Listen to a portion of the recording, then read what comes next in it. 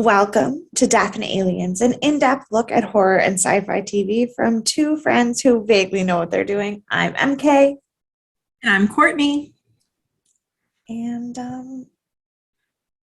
yeah, How are you? I'm all right. I'm all right. Tell me if Tired. I'm just tired. Yeah, I feel that.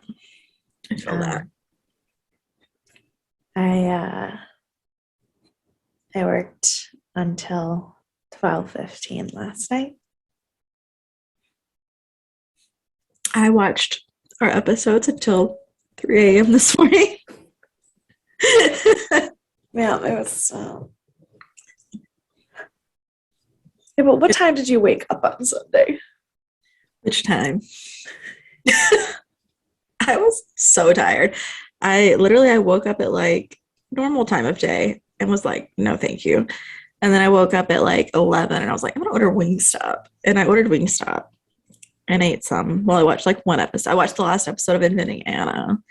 And then I was like, okay, I'm gonna go back to sleep for a bit.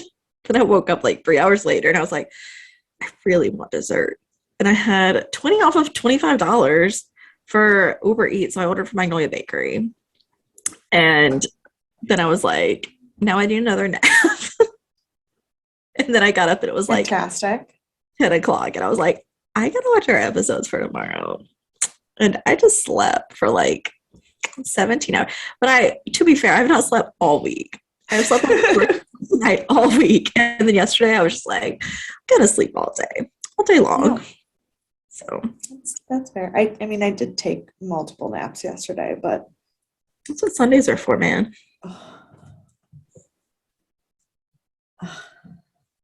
Yeah, they're for something, all right. Yeah, sorry, we're apparently not very exciting this episode. I don't know what just hit me. Exciting. What's that? I have something exciting. Okay. I do the lottery for Broadway all the time.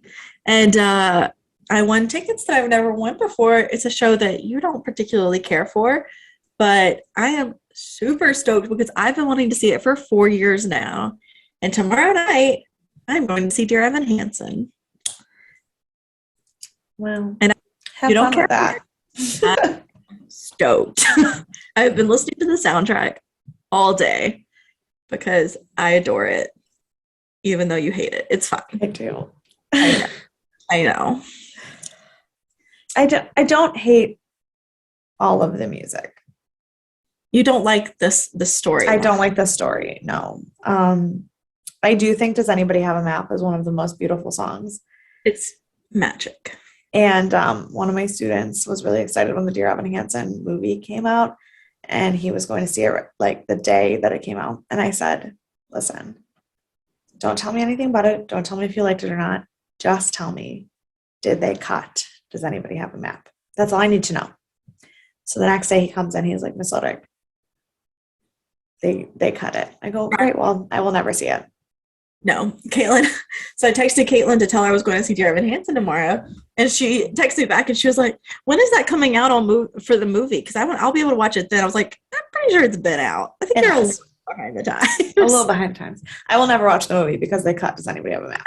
Probably won't ever watch the movie because I heard it was so terribly done because they tried to age everyone down and didn't do it very well, even though apparently they did it well in the play, like because it's the original Broadway cast for the most part.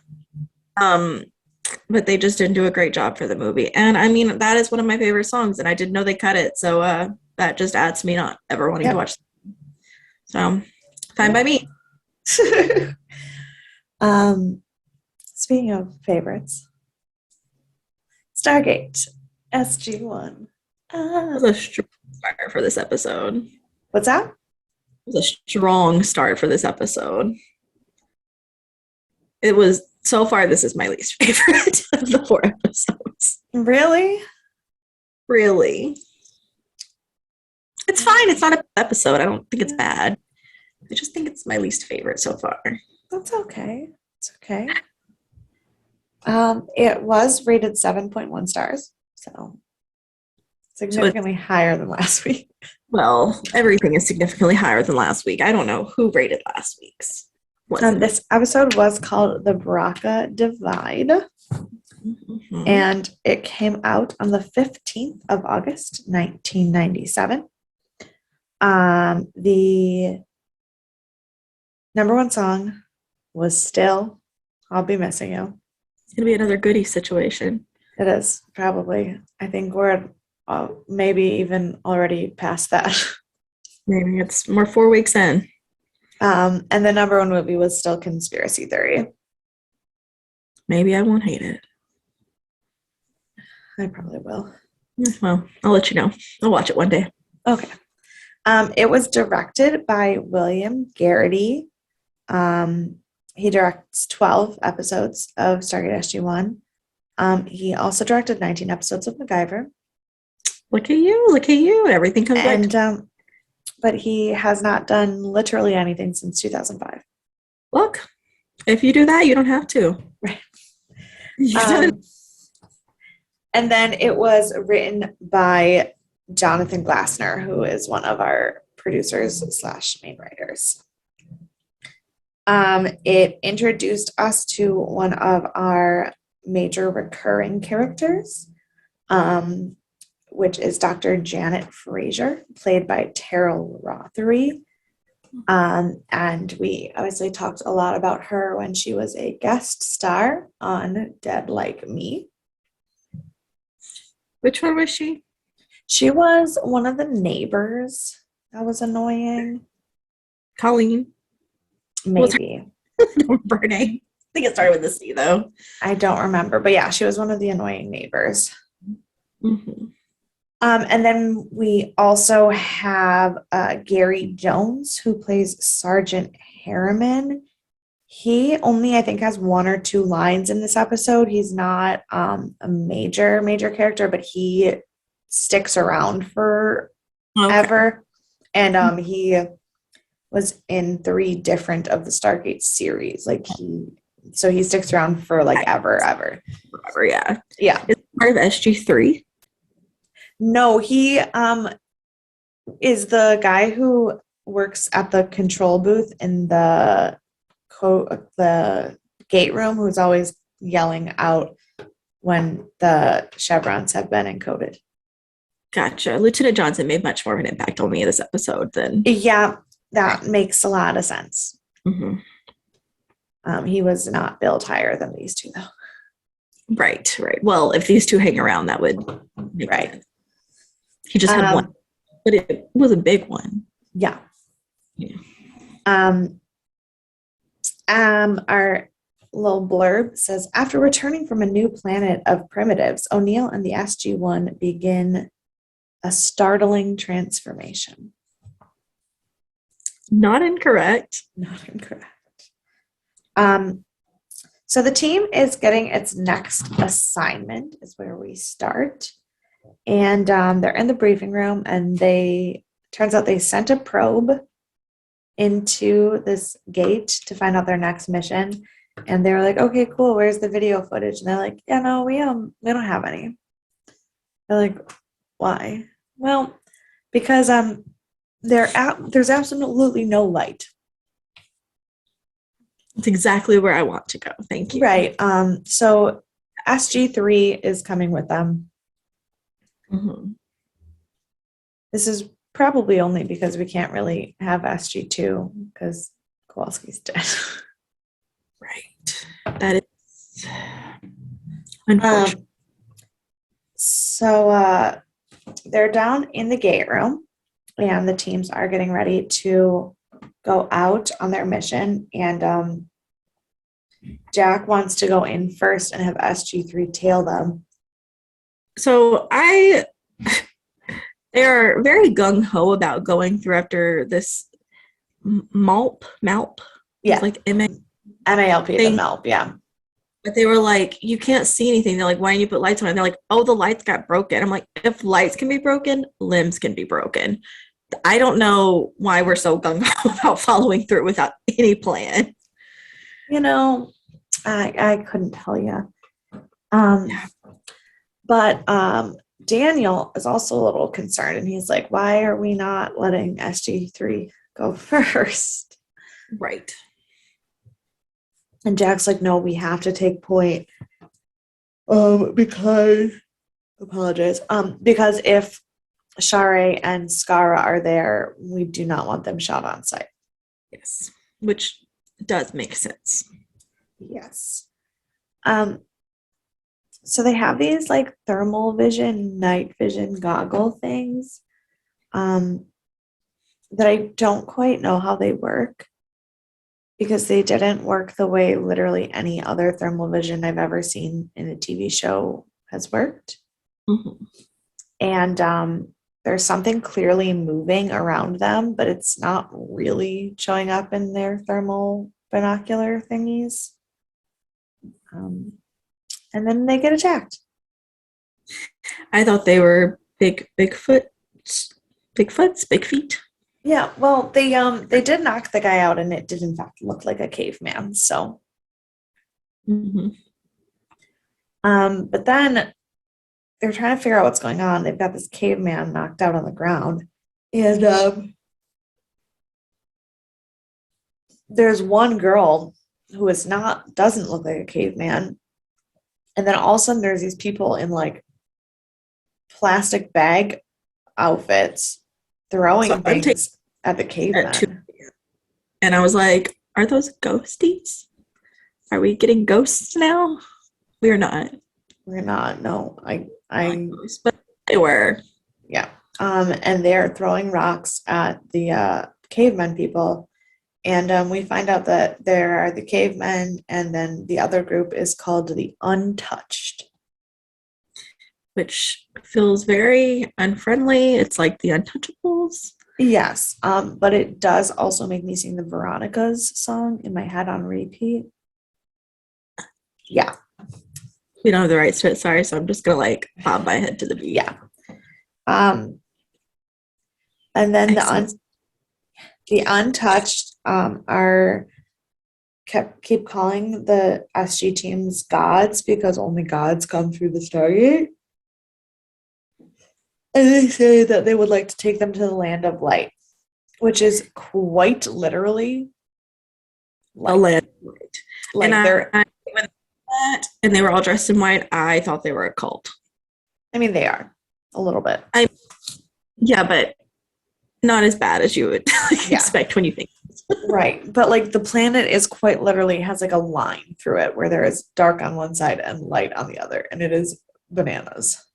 Very reminiscent of Everything the Light Touches in Lion King. Only like worse. Right.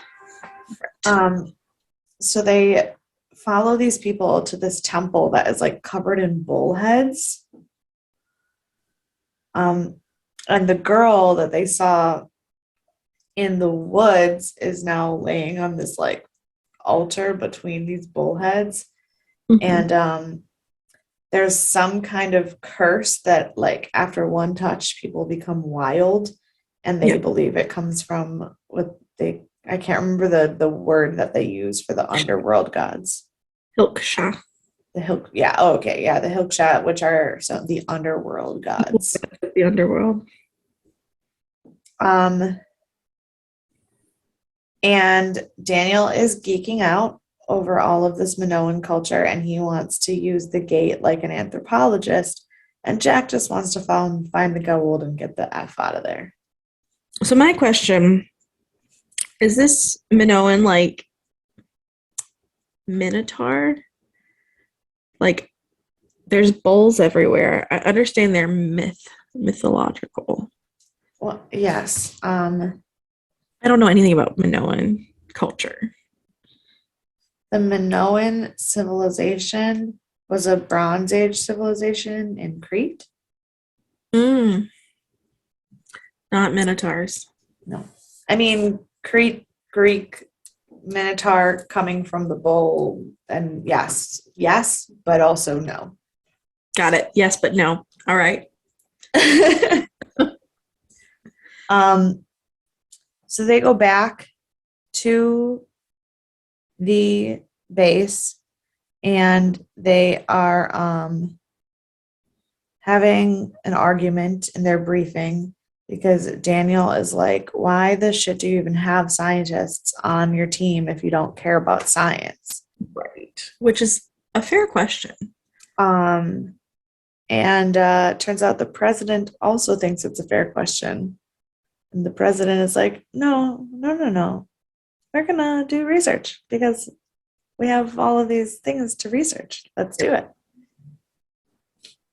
And then, all of a sudden, Lieutenant Johnson loses his goddamn mind.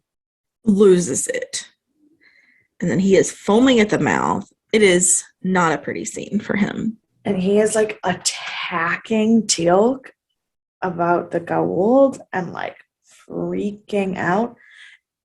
And Teal'c just like one-handedly knocks this guy out and then just goes, General Hammond, I do not want to hurt this man. He handles it beautifully.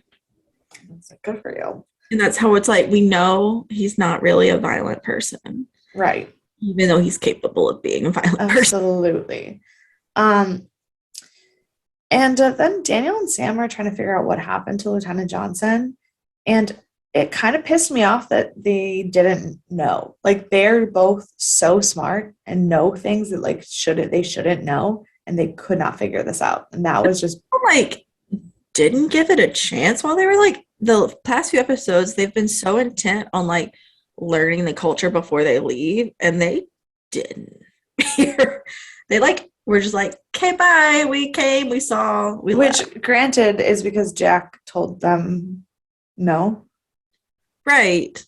But that would have solved a lot of things. Yeah. But also, like, in the last episode, the only reason they stayed was because they thought they could get that medicine from Abu. And so I don't know what the reason to stay would have been.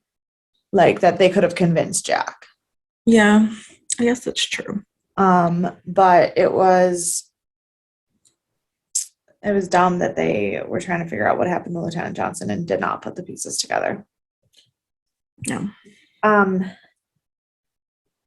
then we get a scene that kind of a little bit sexist until like they explained it a little bit better later, but I was like, that's kind of rude that everybody else's aggression is like beating each other up, and then the only woman's aggression is the sexual. Men who were fighting in the box, who then fell out of the window and died immediately. Oh, I forgot about them. Yes, that caught me off guard. So I do very well remember that. Even though I did not remember all of this episode whenever I went to sleep, I had to rewatch it today. I did remember that part because it came. Right. Because which adds to the fact that like everybody is being aggressive by like fighting except Sam, who wants to have sex. She wants to attack Captain Colonel Jack. Yeah. And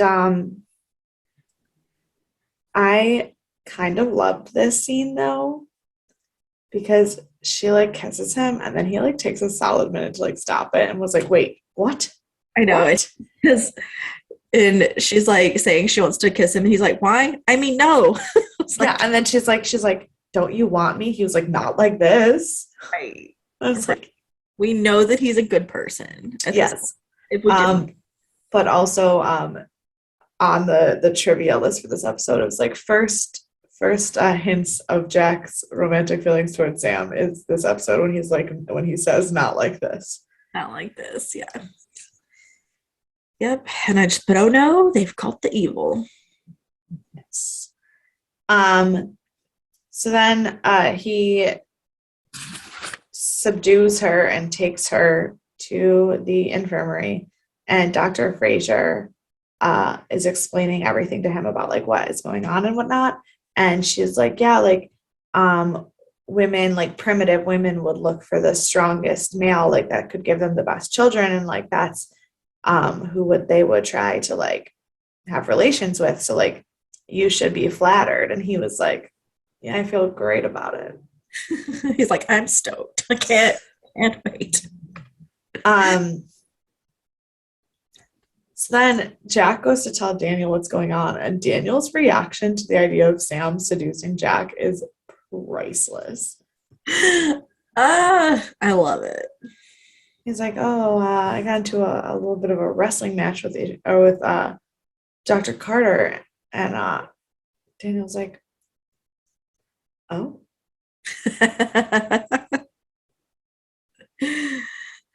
And then I don't even know what Daniel said that triggered Jack, but Jack was like, "She's not." Oh, he said he was going to go visit her in the hospital, and he was like, "She's not yours to visit," and just went after him. I was like, "Oh, okay." Yep. Because Jack is interesting because, like, for a minute, you didn't even know that he was like with the other ones, like Lieutenant Johnson's, the snap was immediate, and Sam's, like, it was obvious that was not her. This one, I didn't for a second know if Jack had turned or if he just like was like really aggressively defending Sam for some reason. Oh, I thought that was such a good like transition. Yeah. I couldn't tell either. And then my next note says that Daniel does the literal only intelligent thing that anyone does in this entire episode, and he goes to the infirmary before he goes crazy, just to get some blood tests and make sure. He's like, why don't we all go to the infirmary together? Group trip. And it turns out that Teal'c and Daniel are both immune to whatever nonsense is going on. And Teal'c's immunity is easily explained because of the Goa'uld symbiote. But there's absolutely no explanation for why Daniel has not gone crazy. Right. So General Hammond is like, this has gone too far. He seals the mountain closed and says that anyone seen trying to escape will be shot on sight and their body burned so the disease does not spread. But that is very intense. Well, it's a weird alien contagious disease that they don't understand. I don't necessarily disagree. I mean, if you've closed them out, do some testing before you, like, if they're going to close Stargate up. Well, yeah, but I mean, that's what they're trying to do. But he's saying if anyone, like, breaks free of the, like, military base, who knows what they will then do or touch or outside of it. That is fair, but just a lot. Yeah. So then and we find out that they're trying to sedate everyone who is gone crazy, not because that they're like afraid of them per se, but because they're hurting themselves. Yes. So Teal'c and Daniel are elected to go into the Stargate alone to find out how to cure the touched, and they have to go get blood samples, and they're like, do either of you know how to draw blood? And they say yes. That is a lie. I thought it was very funny. I said, Teal'c, it is, I understand you don't see it this way, but it is kind of sketch to just ask people for their blood. Correct. Walk up and be like, hi, I need your blood. You need a little more. No, but I mean, even before that, we'll talk about it when we get to him actually drawing the blood. But they tell the doctor that they have drawn people's blood before, but what Teal'c does is not going to get you any blood. Yeah. Okay. Malosha, who is the girl that they saw in the woods earlier, was infected, so the Untouched just kind of left her in the woods. Just tossed her in the woods. But then Teal'c makes the really great point that they aren't doing anything different at the Stargate base. Like, yes, it's a room, not the woods, but they're locking them away. And Daniel's like, to protect them. And he's like, but more to protect us. Like, Daniel's like, oh, you kind of got a point. Yeah, but you're not wrong. But so Daniel's like, we're going to save Malosha. So he picks her up. And Teal'c is like firing his gun into the air, and he's like, "Look, the cavemen are afraid of the gun sound." And he's like, "Daniel, shoot your weapon." But Daniel, is carrying a chick's body instead, and gets kidnapped. Right. As you would expect. Right. I can't. No. Then we go back to the base where General Hammond is now also infected. And Jack just keeps asking for more sedative, even though he's apparently already had like double the dose of anybody else. And he is like really upset. And Dr. Fraser just looks at him and was like, "You must have had so much pain." Because obviously, like, the primitive brain, like, what it's doing is like shutting down your intellect and everything, but like emotion can't really go away. And so he is just broken. He has had so much pain. So he says that he wants them to test him and use him as the test subject to cure this disease. And Dr. Fraser's like, "We can't do that." And he's like, "You can, and you will." It's so sad. It's like you could tell that he's still in there. Yeah. So Teal'c goes to the Untouched and tells them that he needs to help them, and they are extremely not helpful at all. Like, they're just like, "No, it's a lost cause. Nothing we can do." And Teal'c said, "Well, I need blood," and they're like, "How about no? Get out of here." And so he knocks the guards out, apologizes for knocking them out, and then takes their blood in what is clearly not an effective blood draw in any way, shape, or form. But, it's TV. But he is nice about it. He does apologize. He's a nice person. Then he comes back and he gives the blood to Dr. Fraser, and he goes to see Jack. And this is when I broke, because Teal'c apologizing to Jack for losing Daniel was so sad. So then Dr. Fraser comes in and she tells them that the reason her and Daniel never got sick was because they take massive amounts of antihistamines, and the disease is attacking histamines in your blood system. And I was like, I too would not be able to be touched because I take an unfortunate amount of antihistamines every day. I was like, I also take a lot of antihistamines every day. I would also be okay. Fantastic. Only time having a allergic rhinitis has ever done anything for me. Yes, same. But so she has this medicine that she wants to use to try to get rid of the histamines in the body so that the disease will starve itself. And she asked Jack if she can test it on him, and he says yes. And she's like, it might not work. And he's like, I don't care. She's like, it might have a bad reaction. He's like, I don't care either. Yeah. But then it works just great. And Jack's TV references to Teal'c are my absolute favorite thing that ever happens in the show. He's like knocking on the door, and Teal'c's like, "How do I know it's you?" And he's like, "Lucy, I'm home." And he's like, "I'm not Lucy." He's like, "No, I know. Just let me out." He's like, "But you called me Lucy." He's like, "I can't be sure that you're okay. You called me Lucy." And I was like, oh, Teal'c.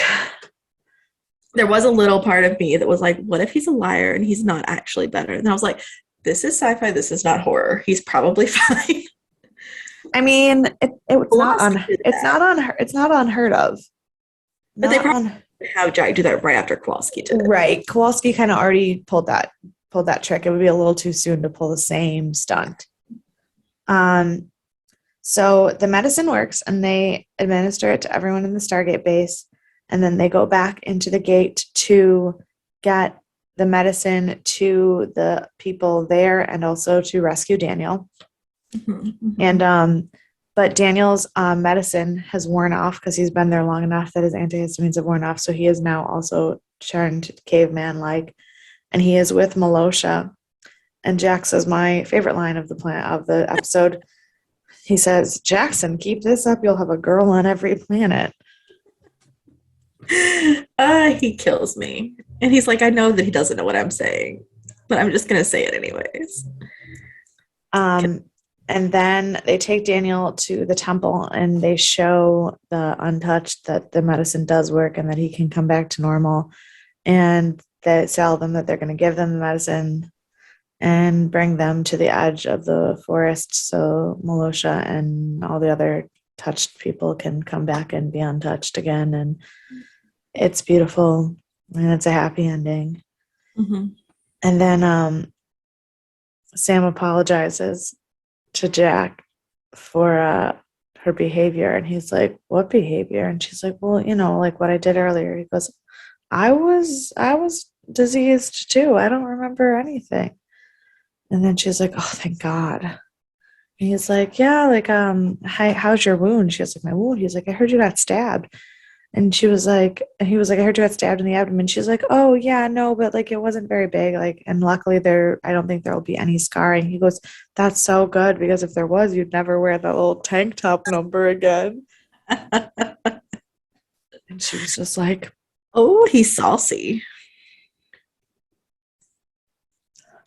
So funny. cheeky, cheeky, cheeky. Yep. The only trivia in this episode was not really trivia, Mm-hmm. because they basically the only real trivia was talking about the Braca divide and who the scientist was and what that was about, but they literally explained that in the episode. Right. So it's not really trivia. It's just another fact that was already stated. Correct. Yeah, so it was not the most trivia heavy episode. It's also, these episodes feel so much shorter. Like they're 45 minutes, but talking about them, like they just feel very right short. And I don't know why that is. Final thoughts. Yeah, what are your final thoughts? This was my least favorite episode so far. Not that I disliked it, just my least favorite so far. I guess I think it might have had to do with the fact that the team wasn't all together though, because I feel like their connection is something I'm really like striving for. Okay. A lot of shows have had that same theme where the team together always makes the show better, and they were kind of split this time. I just felt like it was a little back and forth, and I just wanted it to be a little more together. I don't know if I just keep saying the word together. I don't know exactly. Yeah, I think you have unrealistic expectations for sci-fi shows. I like Doctor Who. I've watched Torchwood. They're together. Sometimes.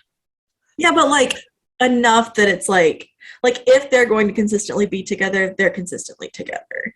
And yeah, but that's Torchwood and Doctor Who are very different than like your majority of like space shows, like things like with like crews. So like you have like your Star Treks and your stuff where you have like a whole crew of people on a ship and things like that, and like the military aspect's kind of the same way, where you like have a bunch of people, and obviously like them as a team is the main thing, but you can't get good character development if you're only ever with all of them. I mean, that's true, but also like the storyline didn't catch me as much as some of the others did. No, that's fair. I think it's like, I think some of my favorite moments in this episode are Teal'c moments that couldn't have happened if the team was together. Like Teal'c having to do things by himself and then like feel repercussions of what he did was like, that couldn't have happened if Jack was okay. Yeah, and at the same time though, I feel like we didn't get enough of that. So like I feel no, for sure. I can see that, but I don't know. I think they got to do. It's still early and it's still hard because we're figuring out that balance of who the characters are. And like I said, I don't hate it. And I love Jack's one-liners and I want more of them. he is currently the only levity in the show. I mean, Daniel Jackson tries to be sometimes, but it's not the same as Jack. And I want some more. I guess like I want everybody to feel like they fit better together than they do right now. I mean, and I guess that's fair, but we're also like, you're talking about a team that was ramshackled together and they don't fit together yet. Like they're still figuring each other out. Yeah. So I'm just not, this episode just didn't do it for me as much as some of the others. That's fair. It didn't make me want to stop watching it. It just made me like, meh, it's okay. Did you want to punch anyone? I guess the only person I really wanted to punch was that guy who was in charge of the light area. Oh yeah, the leader of the Untouched. He was kind of a shithead. But he was kind of a jerk, and nobody else really was, so. I think I would probably, I mean, I agree he was kind of a jerk. I think I would probably have to punch. I can't even say I would punch Jack because I was like mad at the beginning of how he was treating Daniel in the science thing, but like it wasn't even, he ended up being wrong and knowing he was wrong. So like, I guess it really is just that guy. Yeah. The other thing. How about an MVP? I think I'm gonna pick Dr. Frasier, and not that she like was above and beyond, but like just really like she didn't feel out of place as an addition, and knowing that she's gonna be there longer term. Yeah, I like her, and I'm excited about her. So she's my MVP. Mine is Teal'c.